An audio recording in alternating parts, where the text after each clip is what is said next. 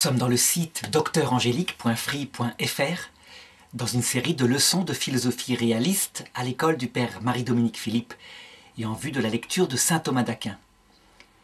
Je suis toujours en théologie naturelle et j'aborde dans cette partie ultime de la théologie naturelle ce qu'on appelle la question de l'intelligence religieuse. Alors j'aimerais dans un premier temps manifester exactement de quoi il s'agit, quelle est cette discipline particulière de la sagesse philosophique et comment elle peut être comparée aux autres parties. Alors il faut se souvenir que toute la sagesse philosophique, ce qu'on appelle la théologie naturelle, prend son nom de sagesse de ce qui est le plus essentiel en elle. Elle cherche à connaître l'être premier. Mais elle cherche à le connaître, pas de n'importe quelle façon. Elle le fait toujours en se servant des forces naturelles de l'intelligence. Ça veut dire que le raisonnement humain, la déduction, l'induction, toutes sortes de choses comme cela doivent seules servir à l'exclusion d'une révélation venant d'en haut. Même si, comme homme, par ailleurs, le philosophe peut très bien attendre une révélation, la révélation ne peut pas faire partie par méthodologie, par question de méthode, de la philosophie. Parce que la philosophie ne se sert que de ce qu'elle a vu, ce qu'elle a expérimenté ou de ce qu'elle a démontré. En conséquence, la première étape de la théologie naturelle consiste à se demander s'il faut poser un être premier créateur à l'origine du monde.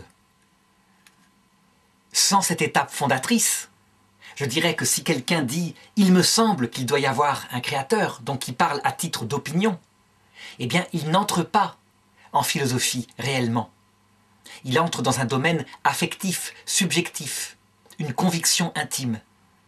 Par contre, si les voies d'accès à Dieu ont abouti, alors le philosophe devient déiste.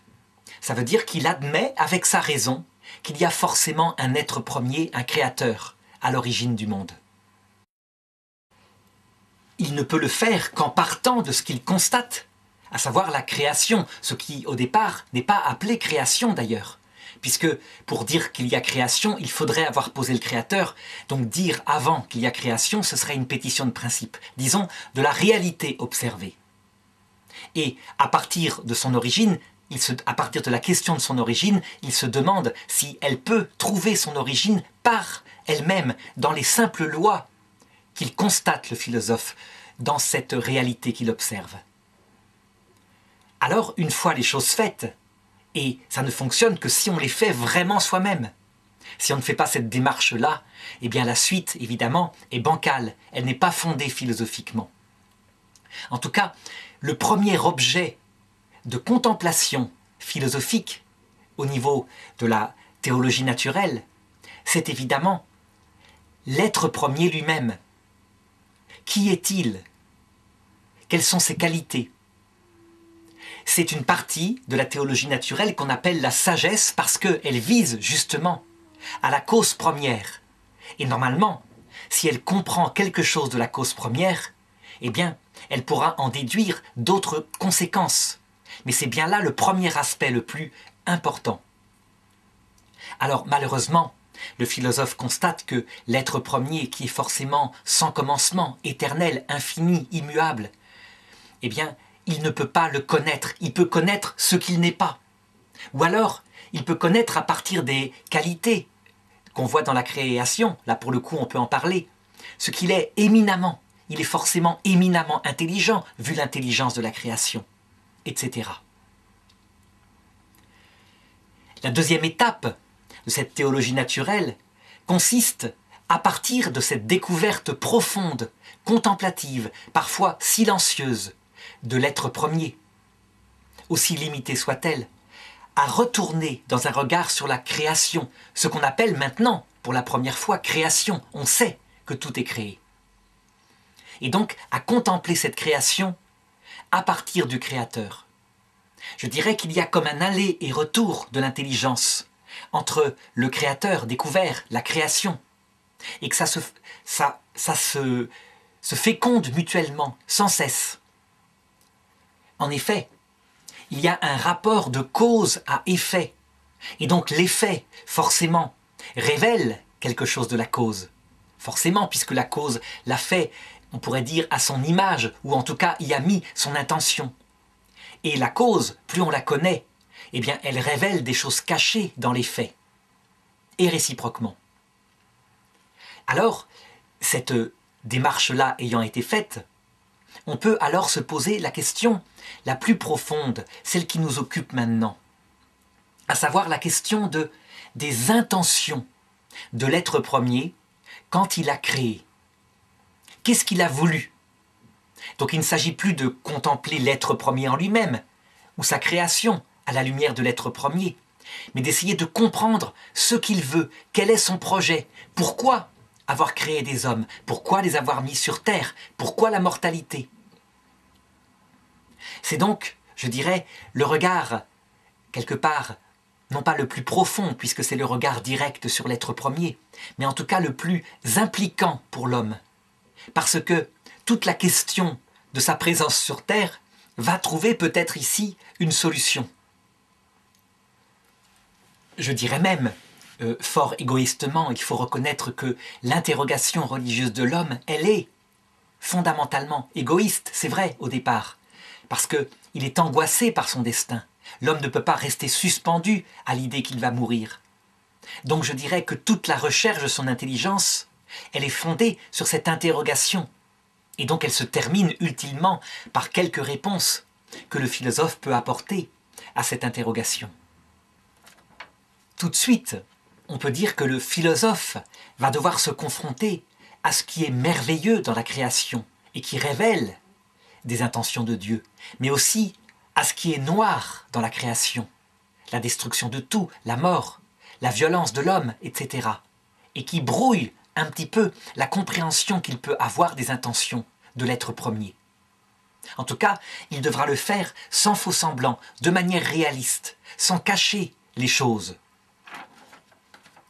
Il y aura toute une série de questions fondamentales. Je dirais, la question de la survie de l'âme après la mort se posera. La question du mal, de la permission du mal qui existe dans le monde, allant quelquefois jusqu'à des choses ultimes, et l'être premier n'agit pas. Mais à chaque fois, ce qui va caractériser ces réponses, c'est évidemment qu'elles ne se font pas n'importe comment. Et pour mieux le comprendre, eh bien, je voudrais, de manière épistémologique, définir l'objet de ce qu'on appelle l'intelligence religieuse au plan philosophique, et aussi la raison formelle, ça veut dire la manière par laquelle elle regarde cet objet. Alors pour le faire, le plus simple sera de comparer, par analogie, avec une autre forme, je dirais, d'intelligence religieuse qu'on constate qui est présente dans le christianisme. Pour voir un petit peu les différences de perspective entre ces deux approches. Alors, d'abord, l'objet matériel, donc ce que regarde, au sens propre, l'intelligence religieuse, c'est donc une recherche sur les intentions de l'être premier. Et de même, en théologie catholique, l'intelligence catholique du Créateur à travers Jésus-Christ cherche à comprendre les intentions de Dieu qui s'est révélé. Donc du côté de l'objet matériel, on ne peut pas dire qu'il y a de différence entre ces deux approches. Par contre, du côté de la raison formelle, du côté de la manière dont on poursuit cette recherche, il y a une différence essentielle. Eh bien, c'est que le philosophe ne fait sa recherche qu'à partir de ce que sa raison a démontré. Donc à partir de la découverte, comme je l'ai dit, de l'existence d'un être premier, de la contemplation de quelques-uns de ses attributs, du retour à la création. Et c'est donc tout ce matériau qui va faire que le philosophe, par sa raison seule, va essayer de donner des réponses aux questions. La grande différence en théologie catholique, c'est que le théologien procédera à la même recherche, mais à la lumière d'une révélation profonde, puissante, présente dans l'Évangile, à laquelle il croit, et qui va beaucoup plus loin que la découverte du Créateur à partir de la création, qui est, disent les chrétiens, l'être premier lui-même dans son cœur, qui révèle quelque chose de sa vie intime et donc en conséquence beaucoup plus profondément ses intentions. Je dirais que pour le théologien catholique, la sagesse va jusqu'à comprendre quelque chose de la vie intime de Dieu, ce qu'on appelle sa vie trinitaire, Père, Fils, Saint-Esprit, ce jaillissement intime dans le Dieu unique. Et donc, puisque la vie intime est connue, plus profondément en tout cas, eh bien en conséquence, le regard sur la création, donc la science chrétienne sur la création, va beaucoup plus loin. Par exemple, la révélation chrétienne dira que Dieu a vraiment voulu la séparation entre l'homme et la femme. Il l'a vraiment voulu parce que c'était dans son intention en fonction de ce qu'il est dans sa vie trinitaire. Le philosophe, quant à lui, pourra dire que puisque le Créateur a fait justement l'homme, c'est donc bien qu'il l'a voulu, mais il ne sait pas pourquoi il l'a voulu. Il peut en avoir quelque idée en observant par exemple le corps de l'homme, le corps de la femme, qui sont faits pour une union à travers l'amour et pas seulement une union de reproduction. Du coup, le philosophe pourra inférer comme un signe de cela qu'il y a quelque chose qui est lié à l'amour dans l'être premier, dans le projet de l'être premier concernant l'homme. Mais c'est beaucoup moins profond, évidemment, beaucoup moins précis. Par contre, tout ce que découvre le philosophe, eh bien, soit il le démontre par lui-même, soit il en a l'intuition, il dit qu'il en a le signe. Tandis que le théologien, s'il a beaucoup plus de certitude, c'est une certitude fondée sur la foi. Ça veut dire que pour le philosophe, c'est une simple opinion. Le théologien ne peut pas démontrer ses conclusions. Ce qu'il y a ensuite de commun entre ces deux approches, donc philosophique et de théologie catholique révélée, c'est que, en fait, toutes les deux ne voient pas face à face l'essence de l'être premier. Et donc, toutes les deux ne peuvent découvrir leurs conclusions qu'à travers soit une science discursive, c'est la première étape de ces disciplines, à savoir que on réfléchit, on parle, on argumente, on donne des objections. Ça fonctionne avec le raisonnement, comme toutes les sciences. Cependant, toutes les deux s'achèvent dans quelque chose de plus profond, dans un regard silencieux, de type jugement contemplatif. À savoir qu'une fois qu'une conclusion portant sur une intention de Dieu, ou alors une hypothèse portant sur une intention de Dieu, aura été émise, eh bien aussi bien le philosophe que le théologien catholique sont entraînés par ces découvertes fabuleuses à s'arrêter dans un regard qui simplement contemple les choses et qui fait rayonner ces découvertes dans sa vie entière. Donc on peut dire qu'il y a une certaine mystique du philosophe qui peut apparaître au terme de cette recherche. De même qu'il y a une mystique chrétienne. La grande différence, évidemment, c'est que la mystique chrétienne, elle se dit portée directement par la présence de l'Esprit Saint. C'est pourquoi, en ce domaine particulier, qui est la recherche sur les intentions de l'être premier, le théologien va parler du don d'intelligence. Le don d'intelligence, pour lui, c'est l'Esprit Saint, c'est-à-dire la présence même de Dieu, intime, la plus intime possible, son amour qui procède de la connaissance même que Dieu a de lui-même et de la puissance éternelle de Dieu, qui descend dans le cœur du chrétien et qui vient lui révéler par mode de contact, de dialogue, d'intuition, les intentions de Dieu. Donc pour le chrétien, il y a une vie mystique dans le sens de contact réaliste, de contact affectif, avec une présence réelle. Alors que pour le philosophe, je dirais qu'il est fondamentalement seul. Il est là avec son intelligence et il est face au silence. Certes, ses conclusions sur les intentions de Dieu peuvent arriver à l'approcher de lui et a suscité en lui une vie religieuse particulière, qui se traduit par de l'adoration, par de la contemplation, comme je viens de le dire, mais aussi par un culte, une prière, une mise sous la protection de l'être premier. Cette vie, je dirais religieuse, elle est étudiée en philosophie dans la partie éthique, sous le titre « L'éthique religieuse ». Cependant, il faut bien le reconnaître, le philosophe adore l'être premier qu'il ne connaît pas intimement. Alors que, disent les théologiens chrétiens, le chrétien, par le fait que l'être premier a révélé sa vie intime, adore celui qu'ils connaissent, dont ils connaissent quelque chose, même si c'est à travers la foi et même si c'est de loin. En tout cas, dans les deux cas, aussi bien dans la démarche philosophique que dans la démarche de théologie chrétienne, et dans les deux contemplations, il y a une aspiration à aller plus loin.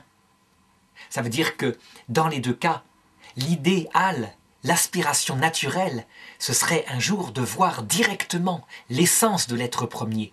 Et à ce moment-là, en voyant directement face à face sa nature profonde, chose impossible sur terre, eh bien, on en comprendrait les intentions profondes. Alors voilà, cette introduction étant faite, je vais donc essayer d'aborder quelques points isolés, quelques points fondamentaux, en sachant que je ne prendrai que des exemples, parce qu'en réalité, c'est la création entière qui était objet de la science religieuse que j'avais vue dans la partie précédente. Eh bien, en conséquence, c'est la création entière qui doit permettre de comprendre quelque chose des intentions de l'être premier. Cependant, ce que je regarderai en premier, c'est ce qui touche le plus le cœur de l'homme, le domaine de l'amour, le domaine de la mort, mort du corps, survie de l'âme, le domaine du mal. La question sera, quelle est l'intention de Dieu qui a, je dirais, voulu l'amour, qui visiblement a voulu, on pourra le dire, ou a permis. Ça, c'est une question qu'on doit se poser, la mort. Pourquoi? Parce que tout ce qu'il a créé, c'est lui qui l'a créé. Donc tout ce qu'il a fait, il l'a fait tel que c'est. C'est ce que dira le philosophe. Quelle est l'intention de Dieu, de l'être premier, qui a voulu ou qui a permis? Je dirais que là, c'est beaucoup plus facile de dire qu'il l'a permis. Le mal de faute, les crimes, la liberté qui se tourne vers le mal. Alors on le voit, dès le départ, avant même d'aborder les sujets, eh bien, il se pose la question des volontés, des permissions. Et donc, dans une leçon préalable, je vais devoir aborder la question de providence divine, à savoir, qu'est-ce que l'être premier maîtrise? Qu'est-ce qu'il veut? De quoi est-il cause fondamentalement?